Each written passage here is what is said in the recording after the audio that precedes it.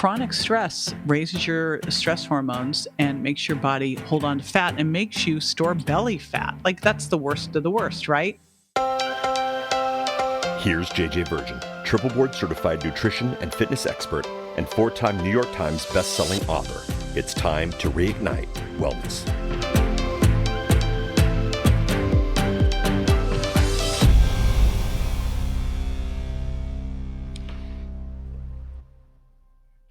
Talking my favorite subject today, fast and lasting weight loss. Today I'm going to give you the top 10 ground rules for fast and lasting weight loss. And interesting, I'm putting in fast there because here's why. The research actually shows that people who lose weight quickly tend to lose more weight and keep it off. Yep. So anyway, we're going to talk not just how to start to lose weight more quickly, but more importantly, and this is the underscore, the most important, how to keep that off for the long haul. Before we go there, though, I want to do a little shout out to Simply Carrie, who left a 5-star review on Apple iTunes. Says, thank you, JJ and team. You are all rock stars. Thanks for sharing your life-changing message about health and nutrition. This information has empowered me over the last few years to change my life. So thank you. Hey, you know what I love the most about this review, Carrie, is that you said JJ and team. I super appreciate that because the team works so hard on these podcasts. I sit here in my little studio, and then they do all the magic. So I am so appreciative of them, and they comb the internet for things that you guys are asking about. So depending on what you're putting onto my social media platforms, responding on the website, if you've got questions or you've got topics you want to hear more about, that's how we decide what to do. So make sure you keep those coming. Alrighty, thank you so much for the review. Again, I'd love to shout you out. So go on and rate and review the show, and be sure to put your name in there so I can shout you out on the next one. I'll be back in a moment with those 10 ground rules, so stay with me. Okay, so here we go. Number one is make breakfast a protein smoothie. So what I've seen is that people do one of two things. They either just blow off breakfast, and we're going to talk about timing and intermittent fasting coming up next, but they either blow off breakfast altogether and just get set up for a day of doom, or they eat sugary empty carbs. I always call that having dessert at breakfast, like that muffin, which is just a cupcake without the frosting. And the challenge with that is there's this thing called the second meal phenomenon. When you bloat at the first meal, it just kind of sets a bad blood sugar roll for the whole day. And the challenge, if you wait too long to eat, for a lot of us, it raises your stress hormones and it sets you up for eating the wrong stuff later. So that is why I love these smoothies, because you can pack a punch of protein and proper nutrition in them. So made correctly, which is the trifecta of healthy fat, clean protein, and slow, low carbs, you're going to get some sustained energy and a good boost to your metabolism that should keep you going for 4 to 6 hours. So what we don't want to do is those quick and easy eats on the runs. All right, next, eat by the clock. So snacking is my nemesis. If you've been listening to my podcast, you've probably heard me go off on a snack rant. I don't know, like bad experiment, because every time you're eating, you're raising blood sugar. If you're raising blood sugar, you're raising insulin. If you eat every 2 to 3 hours, you graze. You never let your insulin come back to fasting levels. And if that insulin stays up, it makes you inflamed. It locks the doors to your fat cells. You cannot burn stored fat for fuel. It keeps you as a sugar burner, where you're always waiting for the next food to get put into your mouth so that you can raise your blood sugar and use that for fuel. This is not what we want to do. We want to be a hybrid, right? We want to be able to burn sugar, fat, and ketones. And so what you want to do is eat every 4 to 6 hours. So here's my rules is you get up in the morning, you have some kind of a hot beverage. That could be water with lemon. It could be tea. It could be coffee. I do bulletproof coffee. I don't actually make it bulletproofed unless Dave himself is making it for me. Yes, I'm spoiled, but I will have bulletproof beans. And so you can do that and then delay until you get a little bit hungry. And so for me, that's usually about 2 hours after I wake up. And if I can get up and do a little bit of burst training before I eat, all the better, bonus points. But ideally, you're eating a couple hours after you wake up. So if you wake up around 7, I get up later on the East Coast. I might have breakfast around 9, sometimes even 10. And then 4 to 6 hours later is your next meal. Now, this may play out if you're doing intermittent fasting. If you're doing time-restricted eating within, say, an 8-hour window, you may find that you have a late breakfast, a little kind of mini meal or nothing, and then an early dinner, and you're done. For me, what I generally do is a later breakfast, a little lunch, and then an early dinner, and shut the kitchen. You want to shut the kitchen 3 to 4 hours before bed at least. Longer is better.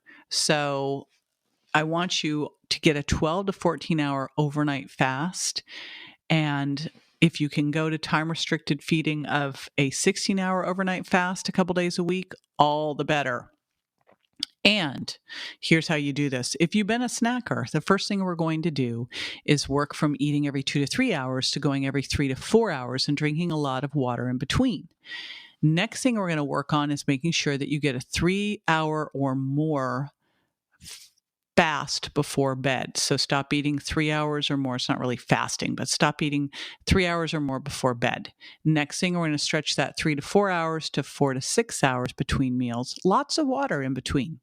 If you're doing water and you're getting a lot of fiber at your meals, that really helps you stay fuller longer between the meals. And remember, if you're eating from the trifecta, protein, fat, and fiber, that keeps blood sugar balanced and hunger hormones down. Then we start to stretch that out again, where you start to go with that 14-hour overnight fast and then start to throw in those 16 hours. All right. Next up, fill up on fiber. I just hinted at it, but fiber is really the secret weapon for weight loss. It keeps you feeling fuller longer, it keeps you regular, and it keeps your blood sugar balanced, so it can really help curb those cravings. Here's some of my faves. Avocados, lentils, nuts and seeds. What we'll do is we'll put my high fiber faves list into the show notes here at jjvirgin.com/ground rules. And I also have my supplement extra fiber, named because it's how to add extra fiber. I throw that into my morning protein smoothie. So that's an easy way to add 5 to 10 more grams of fiber in there. And I'm really looking at getting your fiber up to 50 grams or more a day. And obviously, if you've been a little fiber eater to date, we're going to do this over time, not overnight. Don't go from like 15 grams to 50 grams overnight. That could make you a little bit gassy, bloated, and constipated and not happy with moi. So we do that over time. All right, next one. Stop counting those calories. What? Wait a minute. I thought we were talking weight loss, you're thinking. Nope. Here's what I want you to do is I really want you to get off of the calorie counting deal. The reason why is if we start to really cut calories and keep them low for the long haul, you actually will slow down your metabolism to compensate as well. What I want you to do is instead start to fuel your body and eat from the trifecta so you aren't hungry. Instead, look at counting, getting the right amount of protein at each meal. Generally, that's going to be 4 to 6 ounces of protein, and then getting some low carbs, and then a lot of non-starchy vegetables, and the rest is healthy fats, anti-inflammatory fats. When you eat that way and you start to really look at what your meals are composed of rather than the calories, you will have better blood sugar control. Insulin will be lower. You won't be hungry. And that's what we really want to shift to, because that then helps your body shift that along with the meal timing from being just a sugar burner to being able to burn sugar, fat, or ketones, be a hybrid, and be able to go longer without needing to eat. And then you'll naturally start eating less. Okay, next one. wean yourself off inflammatory sugars. Now, we don't do this overnight. We don't go cold turkey. That's setting you up to fail because, again, if you've taught yourself to be a sugar burner and we just pull all that out, you will crash and go racing for the cookie.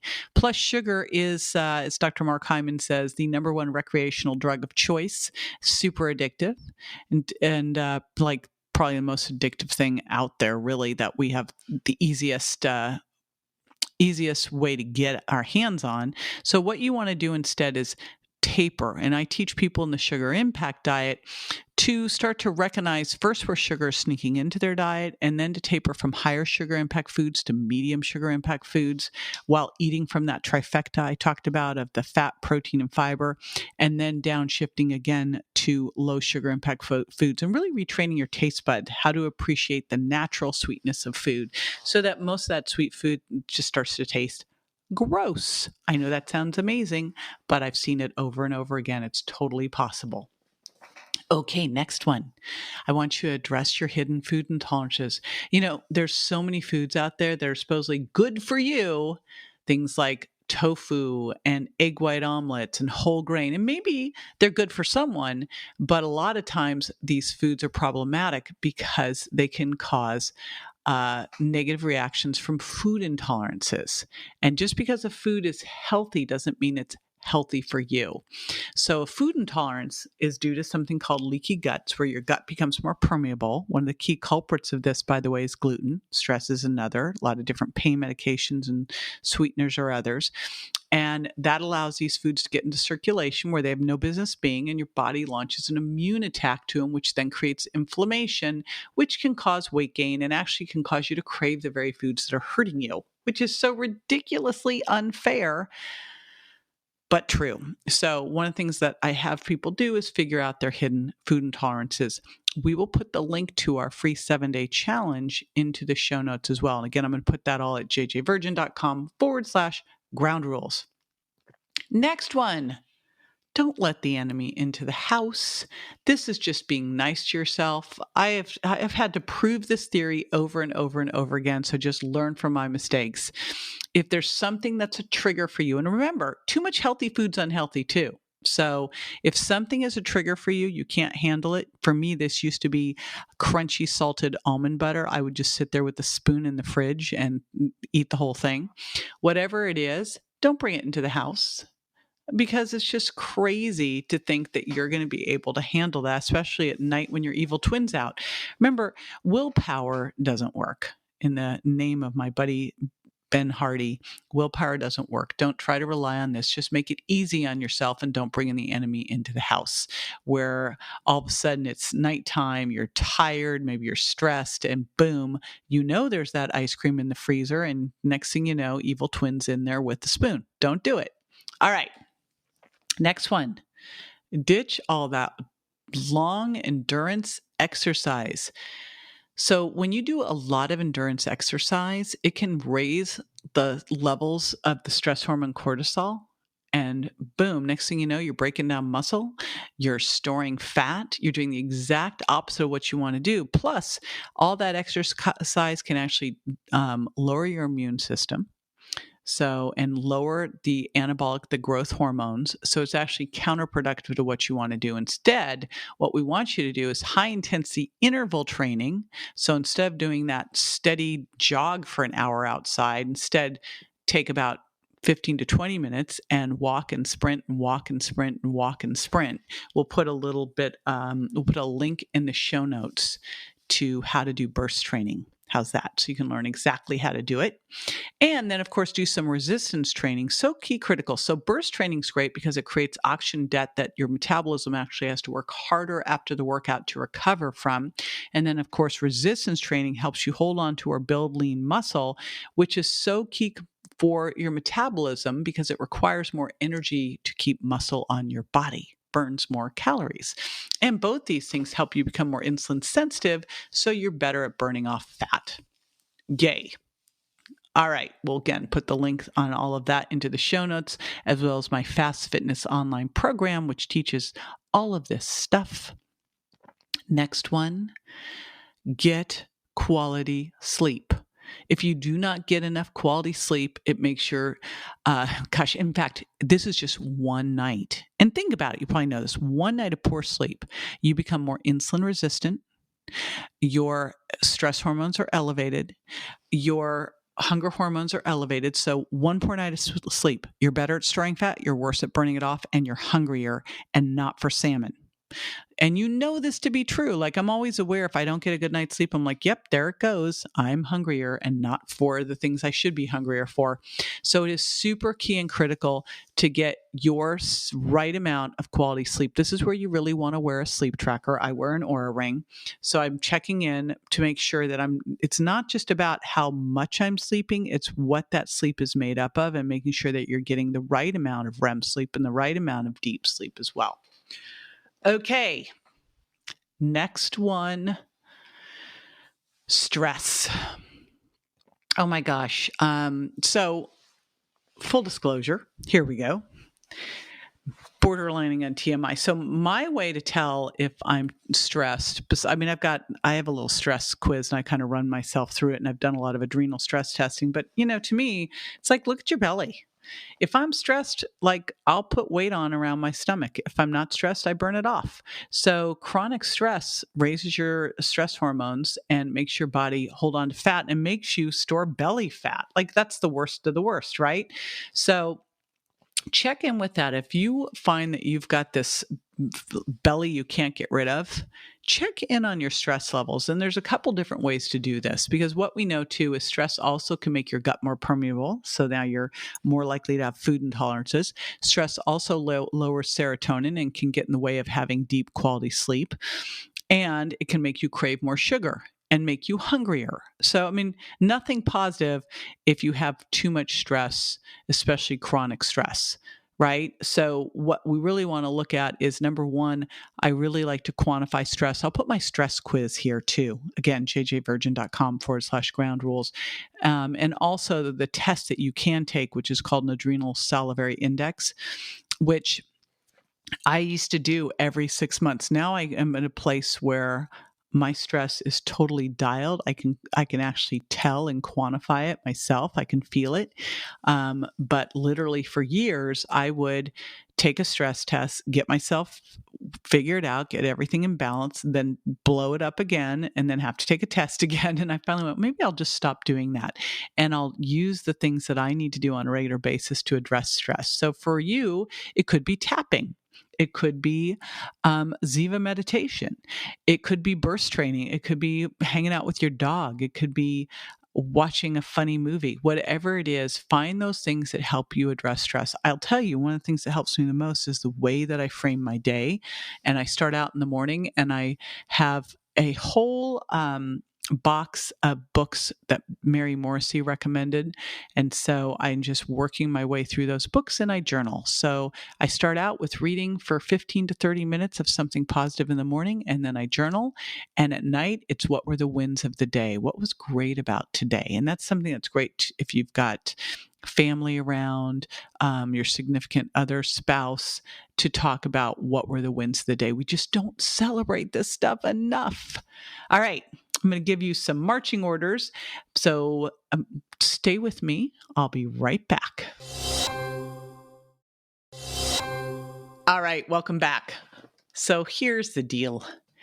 No fads, no fad diet trends. What we want to do is what's proven, what works, and what's going to work for you to help you make those changes, and then so that you can pull that into everyday life. So example, if you do the virgin diet and you figure out your hidden food intolerances, then you figure out which foods work for you and which foods don't. And then that becomes part of your regular eating routine. Then next up, you go, I need to check in on sugar, make sure it's not too much of it's not sneaking into my life. You do the sugar impact diet and you lower your sugar impact and you pull that into your everyday life. Now that you're a really good fat, ketone, and sugar burner, then you start playing more around with your meal timing, making sure that you're stopping eating 3 to 4 hours before bed, giving yourself that good overnight fast, paying attention to when you really get hungry in the morning, not just when you've trained yourself to. And then Instead of reaching for a snack, reach for some sparkling water, reach for some ice cream tea. And again, I just gave you a whole lot of stuff in here. I gave you 10 ground rules. We don't do 10 at once. Start with one. Go through the list and be sure to print out the show notes, jjvirgin.com/ground rules. Go through the list. And what I want you to do is go, all right, there's going to be some you can just check off right away and go, I got that. I'm totally doing that. And then there's going to be some that you go, this is an area I need to work on. Pick one area to work on. Just pick one. Use your journal. This is where journals are so important. Focus on that. Learn from it. Let's say that you're focusing on sleep. Start looking. I literally look at my Oura ring every morning. First thing, look, see where I'm at. Look at that. And then start to really work on what you need to do to improve it. Once that thing's nailed and dialed, then you can go on to the next. Remember, it's one thing at a time, right? We make exponential changes by doing small little shifts over time. All right. There you go. Big ask before I go is I would so appreciate it if you would rate and review the show. It helps a ton. The whole team celebrates them. And then I can shout you out on the next show. So jump on over to Reignite Wellness on iTunes, rate and review. Make sure you leave your name there so I can shout you out. And I super appreciate you. See you next time. Bye.